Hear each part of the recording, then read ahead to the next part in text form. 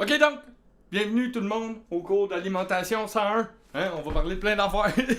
Poc poc! Je me suis fait en face! C'est ça!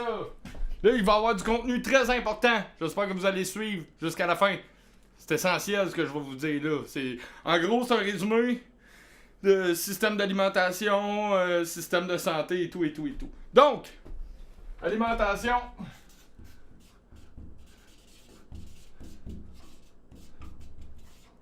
Ça, un. C'est bon? OK. Bon.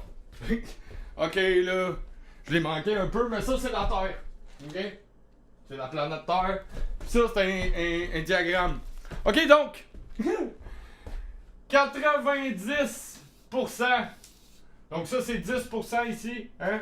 Ça, c'est 10%. 90% ici de toutes les céréales. De toutes les céréales qu'on fait pousser, hein, toutes les affaires qu'on fait pousser, ils servent, dans le fond, à nourrir le bœuf. Hein? Donc, le bœuf, ce qui arrive, c'est que le bœuf, il consomme beaucoup de céréales. Hein? Il mange beaucoup de céréales, puis ça prend beaucoup d'espace. Ça prend 90% de l'espace de tout notre territoire pour faire pousser des céréales pour nourrir le bœuf. OK? Puis le bœuf, ça dégage beaucoup de méthane. Hein? Quand ça pète, ça fait beaucoup de gaz à effet de serre. Puis 90% des céréales qu'on fait pousser sert à nourrir le bœuf. Donc si tu changes ton alimentation, puis que tu manges du poulet 4 ou 5 fois par semaine au lieu du bœuf, ben déjà, du poulet, déjà, tu vas aider à la cause. Parce que le poulet consomme beaucoup moins de nourriture et de céréales qu'un bœuf. Et puis, ça prend beaucoup moins d'espace. Donc, tout l'espace qu'on perd ici au milieu d'un terre à faire pousser des céréales pour nourrir le bœuf, hein, ben, on va gagner de l'espace, puis il va y avoir moins d'émanation de gaz à effet de serre. Donc, si tu fais juste changer un petit peu ton alimentation, puis remplacer le bœuf par le poulet, hein, 4 fois semaine, puis là, tu manges du bœuf le vendredi, ben, tu vas aider à la cause. Hein?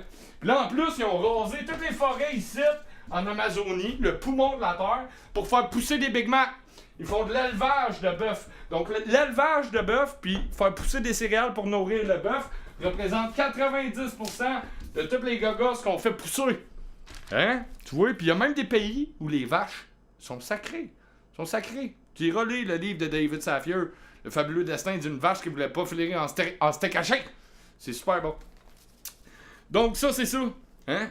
Moi, personnellement, c'est rendu que ces temps-ci, j'aime mieux manger des œufs pour avoir mes protéines. Parce que je me dis que c'est un œuf qui n'a pas éclos. Hein? En tout cas. Fait que c'est ça. Hein? Puis, en plus, le poulet, là, c'est rendu, là, le poulet, ils leur coupent les têtes, ils mettent un tuyau direct, puis ils les shootent. Hein? Puis c'est rendu qu'ils nourrissent de même. Puis écoute, ils sont nourris aux stéroïdes, puis tout le kit. C'est engraissé avec des produits ultra toxiques. Hein? Même les céréales qu'on fait pousser, hein? Toutes les céréales puis les choses qu'on fait pousser, tu vois les gars, ils se promènent en combinaison d'astronautes pour shooter des pesticides, hein? Puis des produits toxiques pour avoir des plus gros fruits. À vrai dire, à l'époque, les anciens, aujourd'hui, on plante, hein, avec des machines puis tout, puis on passe puis on coupe les champs, et on rase tout ça. Mais dans le temps, on n'a plus la magie de parler à nos plantes. Hein? Dans le temps, les anciens, ils plantaient une graine, puis le maître Peter Deneuve disait de ne pas jeter les noyaux des fruits qu'on mange, qu'il fallait les planter. Les planter parce que à chaque fois que tu semais une graine, tu semais une idée. Hein? Puis tu lui donnais de l'amour. Puis bien sûr, toutes les graines qu'on plante finissent pas par germer puis pousser, mais les idées que tu as semées, elles vont germer, elles vont fleurir. Hein? Donc, à l'époque, c'était beaucoup plus simple de prendre le geste. Hein? Tu vois, en Asie, là, ils plantent du riz, ils le font tout à la main, tout à la mitaine. Ils font pas ça avec des machines, là. Hein? Parce que le geste, le fait de poser le geste, de planter, de semer une graine, ben c'était de semer une idée. Hein? À ce temps, on passe avec des machines. C'est de la merde, ça. Là, je suis pas en train de te dire de manger du tofu à toutes les semaines. Là. Hein? Je te dis pas non plus de passer bout pour bout. Là. C'est pas ça que je te dis. Mais en vrai, tu sais, la chaîne alimentaire est là depuis toujours. Hein? On a les aigles, ils mangent des poissons. Les ours, ils mangent des phoques. Puis ainsi de suite. Là. On a des canines. L'être humain a des canines. Donc oui, on est un peu carnivore, mais on est omnivore. On n'est pas juste... on n'est pas nécessairement végétarien, pas nécessairement carnivore. On mange, on se débrouille avec ce qu'on a. Hein? Puis il y a du monde qui ont juste du poisson qui habite sur le bord de la mer. Puis il y a du monde qui mange juste des céréales parce qu'ils habitent dans les terres. Fait que c'est un peu ça. Fait que dans le fond, la chaîne alimentaire est là, depuis toujours. Puis là, en ce moment, il y a bien des riches qui mangent du caviar. Mais j'espère que t'es prête, mon chum, parce que c'est des œufs de poisson, puis t'es en train de contaminer tous les océans. Fait que les riches, vous allez être les premiers à crever. C'est ça. Hein? À vous intoxiquer. Les premiers à vous intoxiquer. Hein? Parce que le poisson puis le plancton est à la base de la chaîne alimentaire. C'est ça.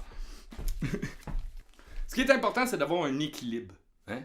C'est d'avoir un équilibre. Hein? C'est simple de même. Ce qui est plate, c'est que de nos jours, même les graines que tu achètes au magasin, hein, pour faire pousser tes propres légumes, parce que tu veux pas de pesticides pis tout, ben même les graines que tu achètes ont été modifiées génétiquement. Hein? Fait que là, c'est rendu grave notre affaire. Vous remarquerez que ce qui donne le goût, c'est les assaisonnements. Hein? C'est les assaisonnements, c'est ça. C'est ce que tu mets dessus, les épices. C'est ça qui donne le goût à la nourriture. Si tu remplaces ton poulet par du tofu, ça va goûter la même affaire. À vrai dire, si tu t'en vas chez Subway, puis tu te commandes un 12 pouces, puis au lieu de mettre de la viande dedans, tu dis, fais juste me mettre des légumes, puis ben de la sauce sud-ouest, ça va goûter la même affaire. Ça va goûter la sauce sud-ouest, ton Subway de 12 pouces, là. Hein? C'est ça. Qu'il y ait la viande dedans ou pas, ça goûte la sauce sud-ouest. Un de mes chums, un hippie, il disait, tu sais, on est ce qu'on mange hein, dans la vie. Fait que si tu manges ben de la merde, puis de la friture, puis de la panure, ben attends-toi à tomber malade. Hein? C'est ça. Le mot maladie, ça, faut vous enlever ça de votre vocabulaire. Hein? Parce que c'est le mal a dit. Puis ça, c'est pas bon. Tu engraisses ta maladie. Plus que tu vas en parler, plus que tu vas... Tu sais, il y a la parabole du gars qui arrive au ciel puis qui dit au petit bon Dieu, il dit « Hey, il dit, je t'ai demandé de me soigner de ma maladie, je voulais plus avoir la maladie. » Il dit « Ouais, ben t'as pas arrêté de me parler de ta maladie. Je t'ai laissé dedans. Hein? Fait que pensez positif. Enlevez ce mot-là de votre vocabulaire. Vous allez soigner bien des malaises. » En ce moment, il y a du plastique dans les océans, ça va dans les poissons, on mange les poissons, on mange les affaires qui mangent les poissons. Donc là, on se ramasse avec du plastique dans l'estomac et dans notre système. Hein? Puis le suremballage, là, je déballe des affaires, là, des produits à Del Paso, là. Il est emballé dans un plastique, dans un plastique, dans un autre plastique, dans une boîte emballée en plastique. Slack! Hein? Ça se ramasse dans la chaîne alimentaire après ça, puis dans notre système digestif à nous autres. Ne jamais utiliser des spatules en plastique pour faire cuire ta nourriture. Hein? Parce que ça fond dans tes poêlonnes, puis ça fait du plastique dans tes intestins. Toujours des spatules en bois. Hein? Vive le bois, c'est ça. On va se le dire, le bœuf, hein? Le bœuf, 90% de la planète, là, puis 90% de tout ça, bon, c'est quoi la plus grosse chaîne de restaurants au monde? Les McDonald's! C'est ça, moi j'étais allé à Tokyo, il y avait des McDo sur tous les coins de rue. On s'aurait cru à Central Park, à New York, hein? Bon, ben McDonald's, en ce moment, vous êtes en train de...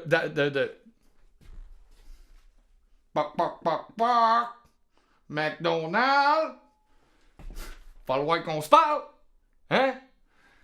Saviez-vous que vous avez pas le droit d'attirer les jeunes, de faire de la publicité avec des jouets pour attirer des enfants de moins de 12 ans à manger et à consommer vos produits, de la malbouffe. Fait que là, vous êtes en train d'enfreindre une loi très très grave, là. Hein? T'attires des jeunes à manger de la malbouffe en leur donnant des jouets avec un joyeux festin. T'as même pas le droit de faire de la publicité pour des enfants en bas de 12 ans. Fait que ça, c'est un crime. Puis en plus, ton bœuf, c'est même pas du vrai bœuf. Puis il est shooté aux stéroïdes, puis tu le coupes avec des céréales, puis t'intoxiques la planète au complet. L'huile de palme.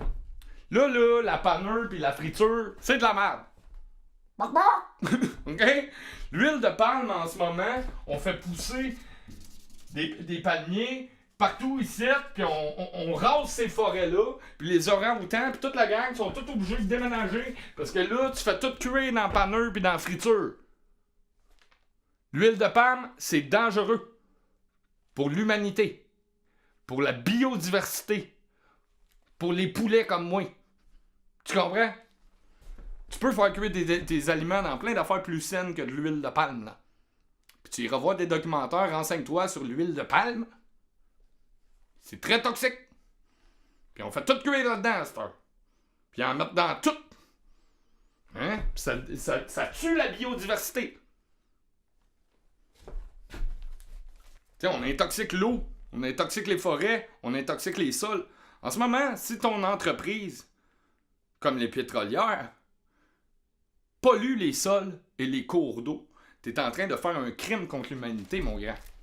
Hein? Parce que là, dans pas long, tu vas te ramasser en avant des tribunaux internationaux pour crime contre l'humanité. Fait que si ta compagnie et ton entreprise tuent la vie, faut tout le temps que tu gardes la vie en conscience. Faut tout le temps que dans chaque chose que tu fais, tu dis est-ce que ça préserve la vie ou ça détruit la vie? Hein? Ça, là, pense à ça. Je comprends même pas que tu peux dormir le soir, l'esprit tranquille, si ta compagnie fait des sortes bitumineux dans tous les sols puis qu'elle intoxique le reste de la planète. Ah les gars, là on met du fluoreux puis du chlore dans l'eau, on vous intoxique avec l'eau. Hein? Les produits laitiers, en ce moment, les producteurs laitiers se battent. Les producteurs laitiers se battent pour mettre leurs produits sur les tablettes sans être obligés de mettre les produits toxiques dedans.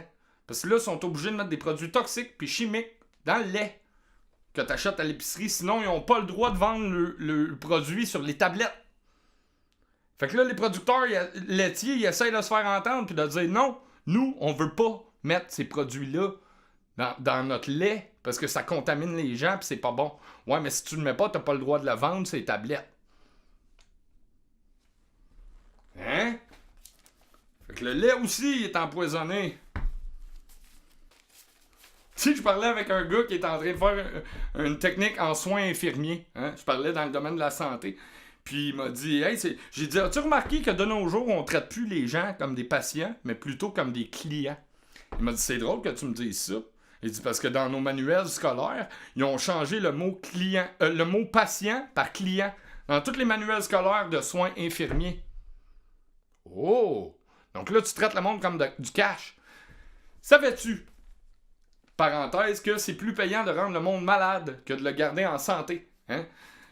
Donc, si l'État décide d'émettre... À vrai dire, ton enveloppe corporelle ne t'appartient même plus. Ton corps ne t'appartient plus, il appartient à l'État puis aux pharmaceutiques. Donc, s'ils décident d'émettre un mandat de huissier pour venir saisir ta personne pour te gaver de médicaments, ils ont le droit. Donc, ils peuvent même venir saisir ta personne, ton enveloppe corporelle, pour te shooter des médicaments. Parce que ça, c'est payable puis c'est rentable pour l'État. Hein? C'est comme garder du monde en vie artificiellement avec des machines. À qui ça profite? Aux hautes sphères de la société. Hein? Checking, checking, checking. À chaque fois qu'ils passent ta carte d'assurance maladie, péping, péping, péping, ben ils font de l'argent, eux autres, en haut. Puis de la morphine, ça vaut 150$ la petite fiole. Ça vaut bien plus cher que 1,25$ le litre de pétrole, d'essence pour fouler ton char, là. Hein? Je n'avais parlé dans un autre documentaire, dans le Sciences sociales, comme quoi que, en ce moment, s'ils sont débarqués en Afghanistan, c'était pour le pavot, hein, parce qu'ils contrôlent le marché de la drogue mondiale, parce qu'avec du pavot, on fait de la morphine, de la codéine, hein, c'est ça.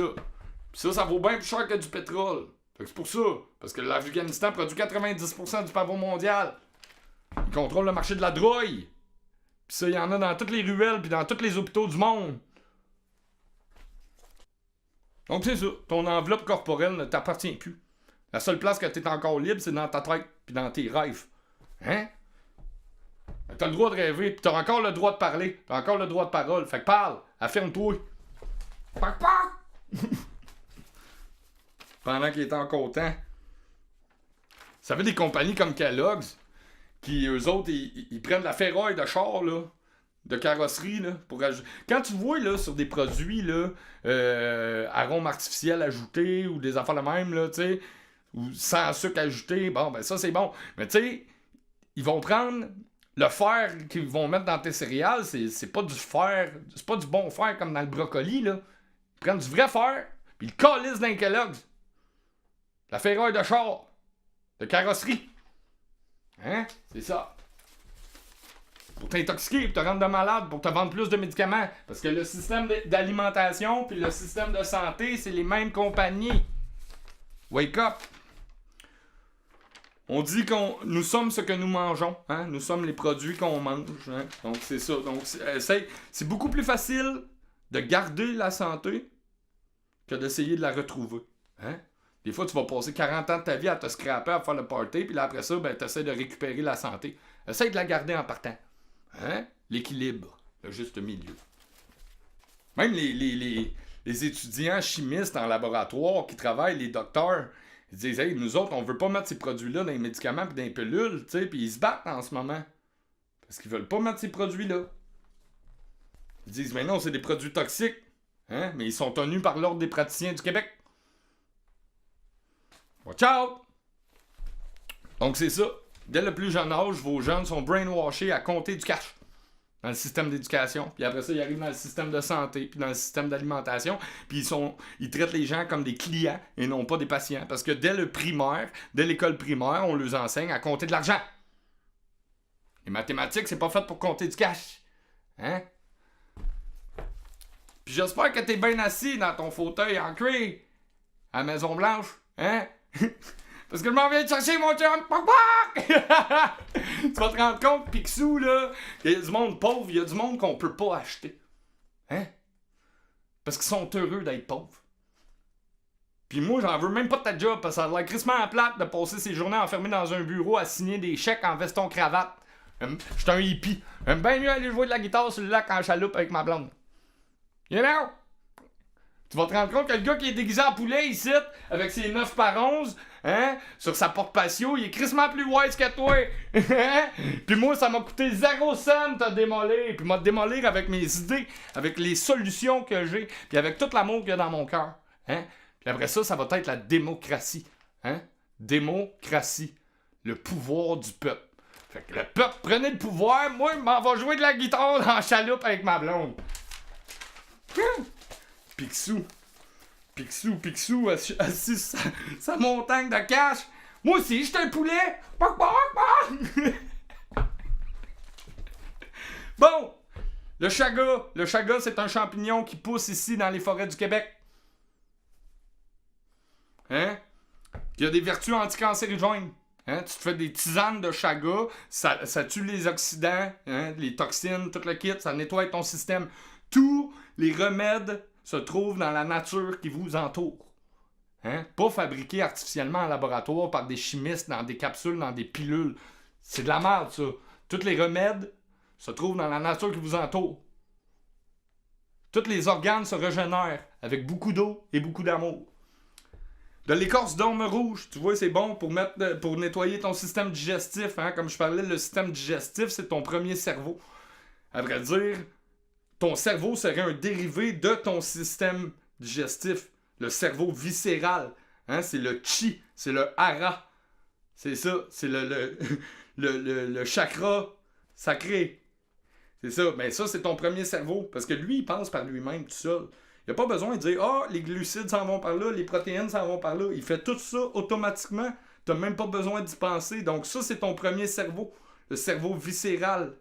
Ton système digestif. Puis ça ressemble étrangement à un cerveau. Hein? Parce qu'un plancton, même s'il n'a pas la conscience de penser comme toi et moi, ben il est quand même capable d'avancer puis de manger des petites affaires puis il pense par lui-même, son cerveau viscéral. Hein? Le hara, c'est d'ailleurs là où la vie prend forme. Quand les femmes donnent naissance. Hein? C'est pas dû au hasard. C'est le hara, c'est ton premier cerveau, c'est le cerveau viscéral. Tu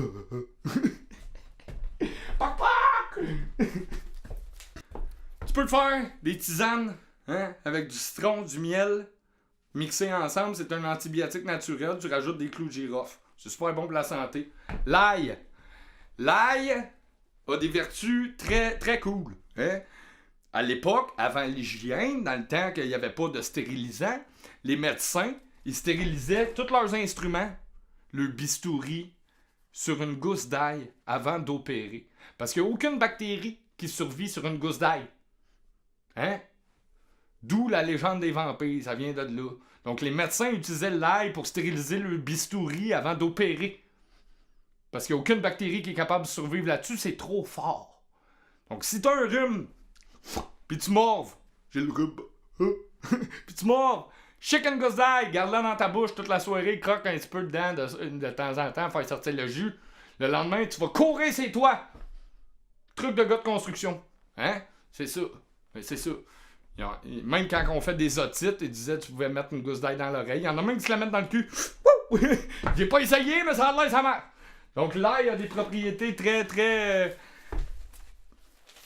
naturelles, hein? Très antibiotiques.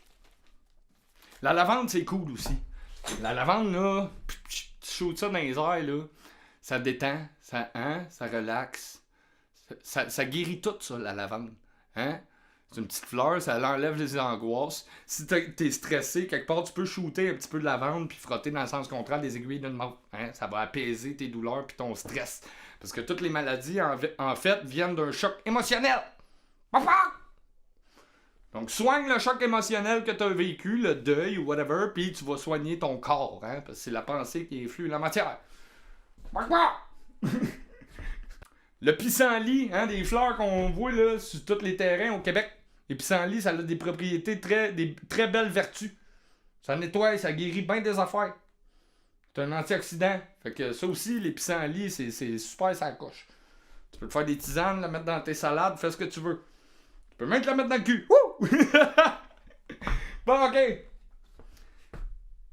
Il y a des herbatologistes qui sont beaucoup plus qualifiés que moi pour vous instruire à ce niveau-là, puis vous recommander, allez vers eux.